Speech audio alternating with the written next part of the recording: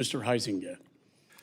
Thank you, Mr. Chairman and generals. I'm going to share a couple of quick stories, and one of those was related to those Gold Star families that are here. I had a constituent who didn't lose his life, but was severely, severely injured in the blast. I don't use his real name. I call him Jose. He was a Marine. He was a 240-pound machine gunner that, when I first met him, was about 175 pounds after he was recovering from his injuries. This young man, though, is so dedicated to his country, he re-upped. Unfortunately for the Marines, they didn't take him back, but he's now a Navy corpsman and has still continued to try to serve his country. What I'm frustrated about is what seems like the subservient behavior of the State Department and DOD, frankly, to a lot of us.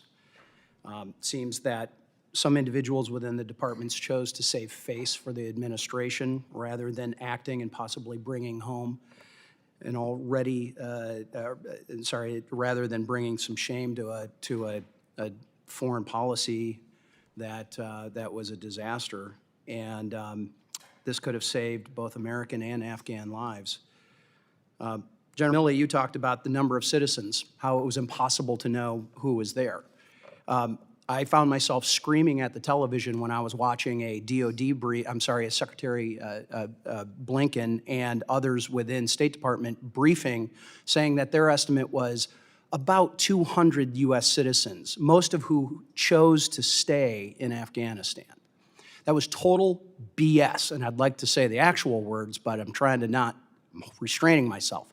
My office alone had nearly 200 open cases. 200 cases, not 200 people, 200 cases in my congressional district alone. And as I talked to my constituents, my colleagues, they were having similar numbers. So this fantasy that we didn't know that there was U.S. citizens over there or where they were or what they were doing is a complete fallacy. State Department should have been talking to us, and they were not. The other story I have on that is about one of those citizens. He was an interpreter with the Army.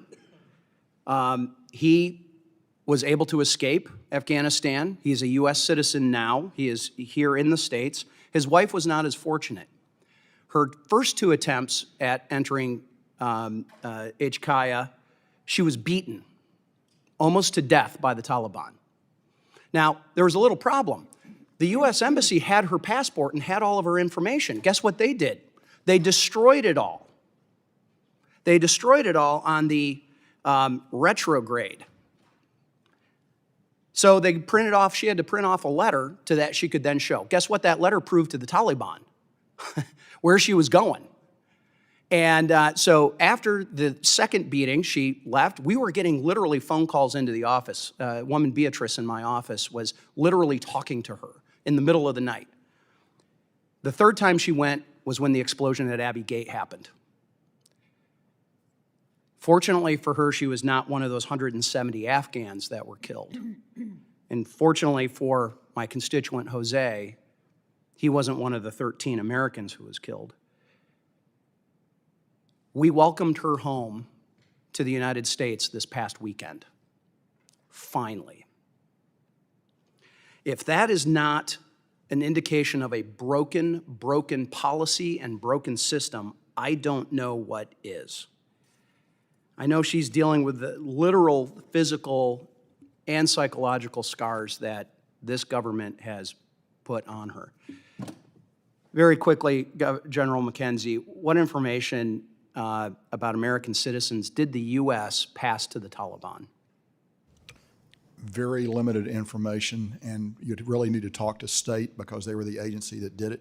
But it was designed to get them through, typically in convoys into the compound. But you'd need to go to the Department of State to get good information. Are you aware of those claims, even by some State Department employees, that the Taliban was beating up American citizens and others like my constituent and his wife, who were green card holders? I'm aware of those claims.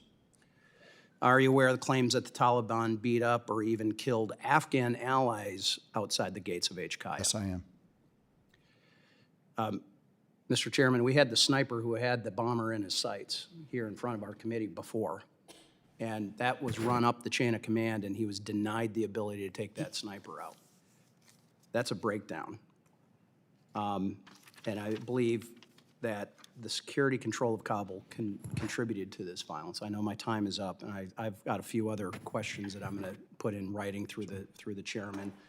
But at the end of the day, this was a shameful situation all the way around. I appreciate your willingness to work with these families and meet and talk with them now, but we must have accountability. We must. With that, Mr. Chairman, I yield back. Gentleman yields. Chair recognizes Mr.